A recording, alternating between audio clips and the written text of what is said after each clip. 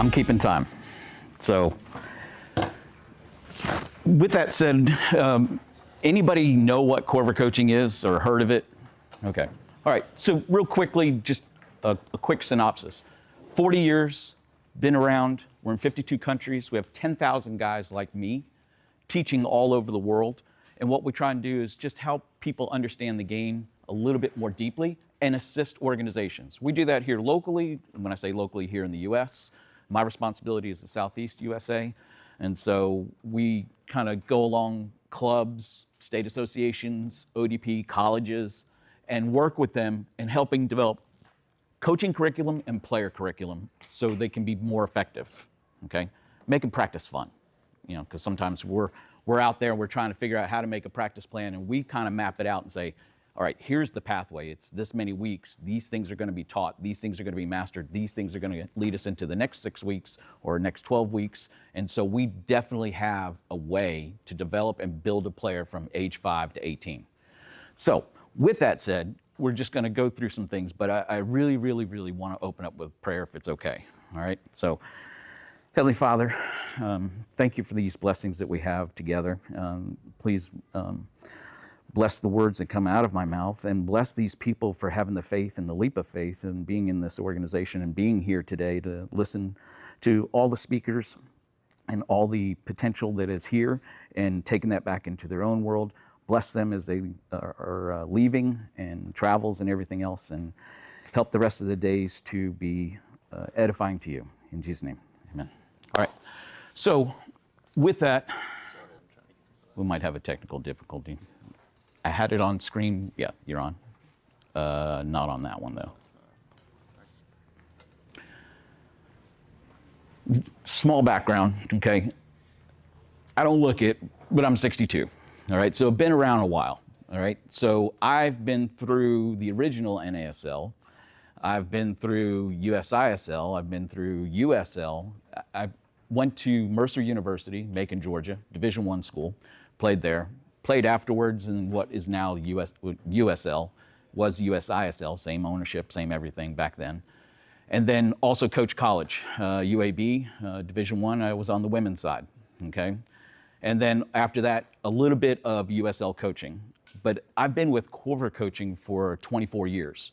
So I see things from a global scope of how things are done in other countries and how we bring that back into the US. We do have different things that we've got to do here because of the nature of our kids. They're not in the street playing. They're on the video games playing, but they're not in the street playing. So we have to figure out how do we engage with them. So that's probably our biggest battle as coaches. And we're coming from different backgrounds in here, whether that's high school, college, pro. It's the connection part is really important, but it really, if you dig deep into your faith, it's easy. And so one of those things that, are you trying to? Okay. I was hoping not to be like yesterday where we have a technical difficulty, but it did test earlier, so.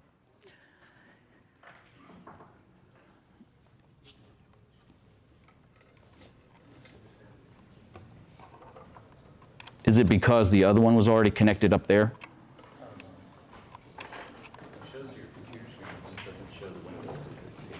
Okay. This is Dakota. He's my son, my youngest son, and he works with us as well. The God story in all this, he played at John Brown University. John Miller Ase, who was the first field person yesterday, was his coach. Hasn't seen him since John left the school and went to another school, and that's 10 years ago, 12 years ago, Dakota? John, last time you saw him? Yeah, the better part of 10 years, yeah. So coming in here and all of a sudden going to a field session, you see your own coach that you haven't seen in a while. So, and it's kind of a... So why is the screen show but not PowerPoint? Yeah, I don't know.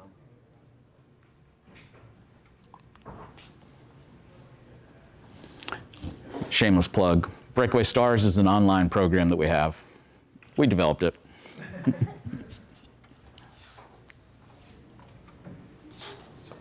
Sorry, guys.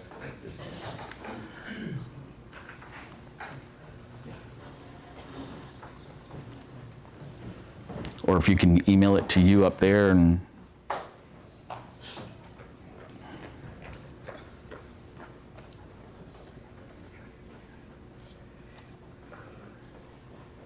you want it to just mirror what your screen is doing? Yeah.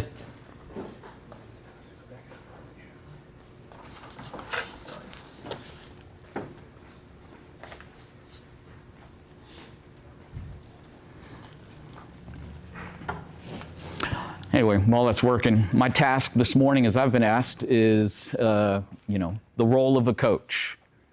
Okay? So good. How do we see it up there and not on the screen now?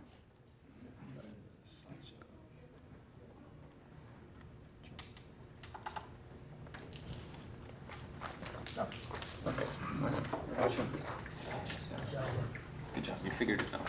Thank you. Appreciate it. Here you go. All right. Great. Sorry.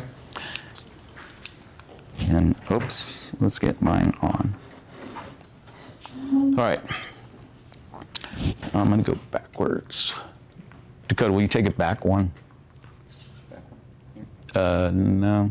All right, that was next. All right, never mind. Like I said, we work with players all over the place. We work at different levels. And so one of the blessings we've had, this lower right picture is gentleman Gerard Houllier. Don't know him, look him up. A Champions League winner at Liverpool. He was part of the French FA and brought Corver coaching to the French national team. It's where Mbappe and Pogba all came through the youth systems at the time that we were doing all of the curriculum there. We still do, but it was instrumental in Gerard actually making that happen. A wonderful human being. He has passed now, had some health issues, but a great human being. So I encourage you to look him up. All right, role of a coach. So as defined, MAI, teacher, mentor, friend, a motivator, an encourager, and a shepherd. We all know we got lots of stuff. And you got the wacky kid, and you got the kid that listens. Everybody's got that whole strata. And it's like, how do we get information, and how do we get performance out of that, but also how do we connect with them? So if we look at how we define each one of these things, we can maybe have a better understanding of that. So from a teacher, we train, okay? And as coaches, sometimes we become managers. There's a difference. At a higher level, Oscar talking yesterday, he's got finished products that he's moving around on a field. Most of us are developing those products and don't have a finished product yet. Your kids are just at whatever level they are, whatever age they are. You're trying to make them into better human beings, better players, understanding their roles. So we're really teachers in that role, okay? Mentor, how you model what you do. Are you on the sideline as a screamer? Are you on the sideline just casually watching the game? Or are we somewhere in between that you're on the sideline? Coaching youth teams way back when, I was fault of this. I'm talking to the kids on the bench because I want them to learn as much as what's going on, because they're not in the game. And we score a goal and they're like, hey coach, we scored. It's like, awesome. And back to the kids that weren't in the game. So it's modeling that, yeah, I care about what you're doing. I also care about you. And sometimes as coaches, that's a rough role because we have these kids that are just sitting there watching, and we look like we're only engaged with those kids on the field. So in a way, psychologically, you've said in a body posture, you're better, you're not as good. And it's something we have to break. So friend, not that you're their friend, you're not going to be sending messages to each other, but you're listening to what they say. Hey, what's been going on with you? Yeah, I noticed that you got your head down. What's happening? And honestly, these days in split homes, mom lives here, dad lives there. I mean, it's a rough life for a kid because some of them, 3 days a week they live here, 4 days a week they live here. That's a rough life. So understand that, we need to go ahead and try and connect with them. As a motivator, you're inspiring them in practice. You've got a session, you're just the one kid that's just not getting it. And they're the worst one on the team, but they did something right. and you celebrate that as if it were the winning goal, the motivation that it just inspires that kid. Or the kid that's really good and has carried your team, and they're good all the time, but it was a weakness of theirs and they focused on it and they fixed it. Celebrate it. But don't make them the prima donna. Encourager, you're empowering them. You're giving them information. You're giving them the tools to succeed. That comes in your training sessions. It comes in everything that you do, how you carry yourself. And then obviously in the shepherd, we're going to cover that one a lot more. You care and you guide for them. The moments that you can share a gospel with them. The moments you can just share your own life's experiences, not telling them anything, just, hey, this happened to me. You become more relatable because it's not you telling something to them they got to do. It's, this happened to me. I don't know if this is going on, but whatever that is, okay? They feel like you've let them inside of you. That now, I believe what you're saying, but that's also a way to guide in what your message wants to be. So if we take this one level further, how do we measure all these attributes, okay? Well, the teacher is going to end up in learning something. Learning the game, learning how to be a teammate, learning how to be a good citizen. The mentor, they're applying what you're modeling.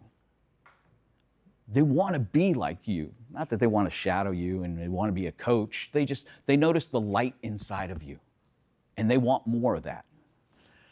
So, friend, the trust that's built because you've connected with them. The motivator, obviously effort. When I feel like I did something good and I got praise for it, man, I'll give you more. But if all of it is, yeah, how many times are you going to turn to your left? How many times are you going to dribble into a player? I mean, all the sarcasm in the world is going to kill a spirit. So we got to watch our mouths. So the encourager and the confidence, okay, is making sure that we believe, they believe. And then obviously in the last part is their spiritual growth. We have been given an opportunity, and most of you are here, I hope, because you chose to be here. You were not forced here, okay? And so you're coaching because you want to be, you want to give back, or that's how you're fulfilling your life. It's rewarding to you. But we have to watch in our role as coaches, we have a lot of things going on, a lot of responsibility. And it doesn't matter how much knowledge you have. I'm no better than anybody else. I'm not trying to say that I have experiences, but that doesn't make me better. Everybody is unique. Everybody has unique qualities. Everybody has value. So if we look at that and say, well, what kind of coach are you? What kind of pathway are you choosing? Okay? We've been entrusted with players. So we have a great responsibility. Like I said, the split family thing is real. And we have to take conscious notice of that. We have to make sure that in our practice sessions, in games, you're watching and caring over them. Because, the dad might be yelling his head off on the sideline at the kid, and you just have to, sometimes you want to silence that, and that's really outside of your realm. You have to protect that kid. You've got to make sure that that kid feels in a safe environment because he's trusted you, because you have built the 5 pillars with that player. And then being a positive role model, okay? We're all in games, my gosh, and the ref gets it wrong. Well, it was a Graham yesterday, he's just like berating the guy and it's in his church. I mean, it's got to come back somewhere, somehow. But that's a human being. And the kids need to respect that. The jerseys that EPL, respect. It's respect for all people, but it's respect for the referees. We lose control of the games a lot, and it's not respecting the human being that's just trying to do a job. They're just like a player. It's going to be good. It's going to be bad. Expect that. So I think what we can do in trying to get better at that is just know who you are. Know ourselves, okay? What's your best attribute? All of them are different for everybody, okay? By self-assessing everything, what area of coaching or talking, maybe you hate talking in front of a group, maybe you don't like talking to parents, maybe you feel that you have a problem relating with the kids, you need to evaluate why. You need to look at yourself, okay? But then also celebrate and then dig into what you feel is your passion. If you're a good demonstrator and you like to play along with the kids, great. They see you as a role model. If you're not good at that and you're afraid from that, well, maybe we need to just explore it a little bit, okay? And that next point, are you willing to stretch yourself? Are you willing to go outside of your comfort zone? And that's just knowing what you're good at. In high school, actually in college, I had to take a course. I had to fill something in, so I hated being in front of a group and speaking. I mean, I would be deathly ill. I had to take a public speaking course. It solved my problem. I recognized my weakness. I didn't hide from it. I'm not any better than anybody else. I'm just saying, I tried to make sure I addressed my issues and not try and run from them, okay? And I can only encourage everybody to try and look at yourself that way. So with that, what's your motivation? Are you just doing this because it fulfills you? Or are you doing it because you can serve God in what your gifts and talents are? Or is it because you can transform lives?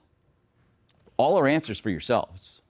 For me, getting into college coaching, I want to change lives. Critical point, especially on the girls' side, and I just wanted to make sure that they were cared for because I saw too much not being cared for. So everybody's got their own motivation of what they want to do and how they want to do it. So yours is just as valid as anybody else's, but know it.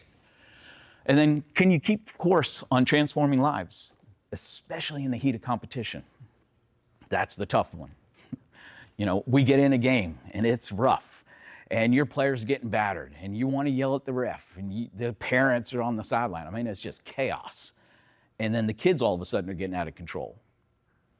Are you willing to wrangle them in or are you just going to let it go? I mean, it's a point that we have to understand. Are you still that model in the heat of competition? Or do you step out of the model temporarily because you feel that the environment has allowed you to? The environment's the same. You need to stay that model. So fight the urge, stay the course. So, in the end, why do you coach? I mean, everybody's got their own background. It's, is it about you? It's okay if it's about you, but if it's about you and you're using a kid to be about you, you're stealing a life. Harsh truth, sorry.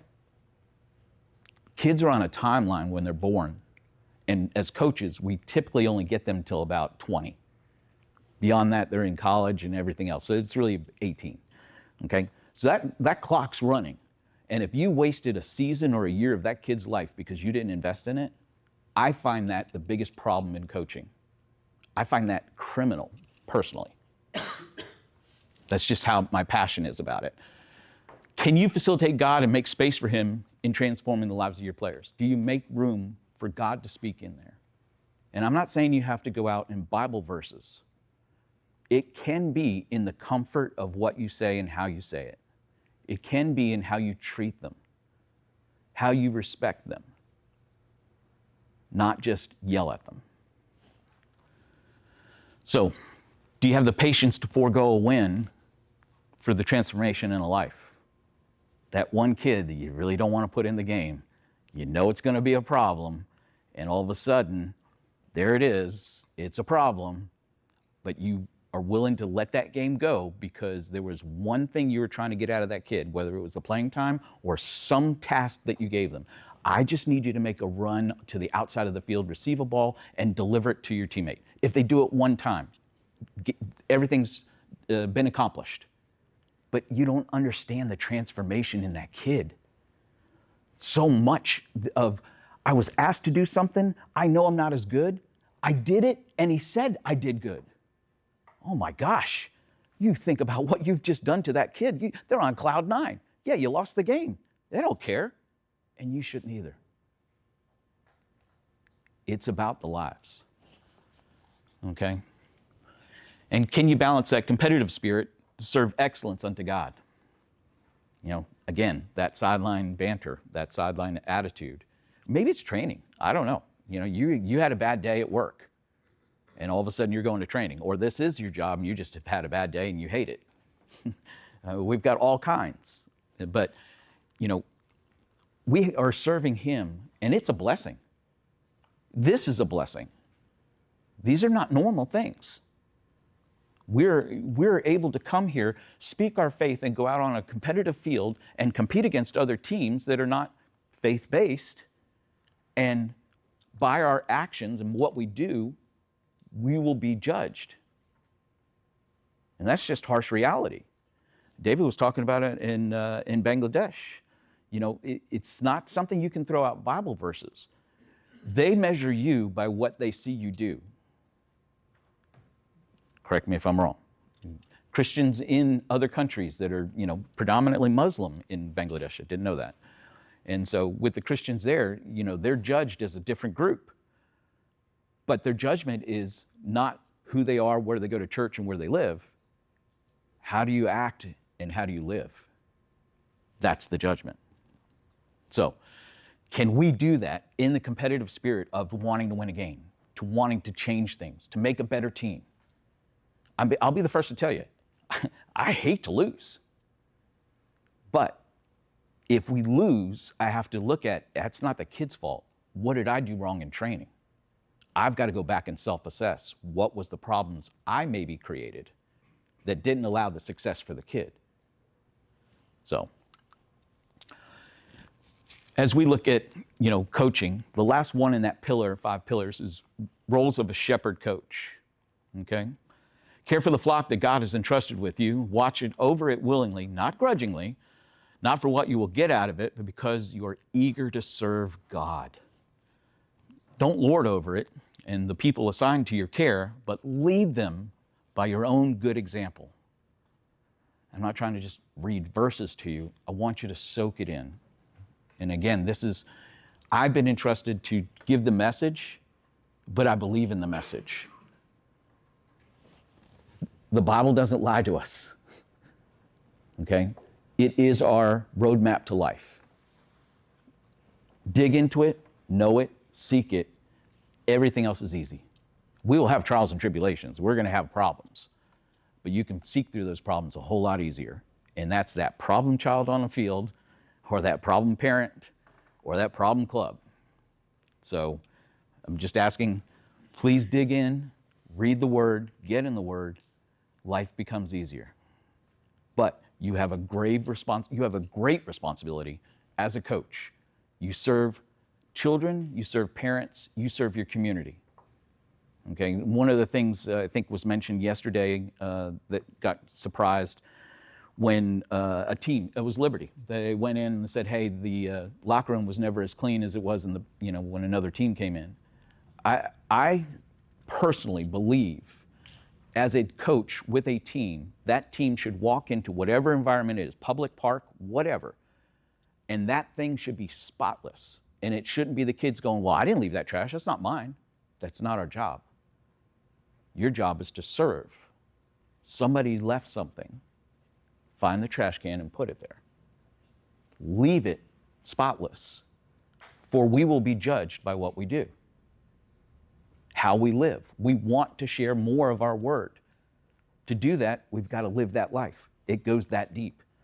And that's when you have mixed religion on a team too. Hey, I'm just asking you guys to pick up the bench. Yeah, it's not mine. It doesn't matter. Pick it all up, get it all clean, get it over there. Get it in a trash can. And you will change parents' lives. I have done it, lived it. Parents talking on the sideline, look at those kids, why are they picking up the trash? And then you have another parent that's going, yeah, our kids don't do that, and that's all our kids' trash. You're changing lives. Something so simple. So, roles of a coach, we got lots of them. Trying to give you some tips. But you have to look at yourself. You've got to figure out what kind of coach you want to be. But don't forget, the Word will give you everything. It will change lives. So, thanks for your time. Sorry for the difficulties.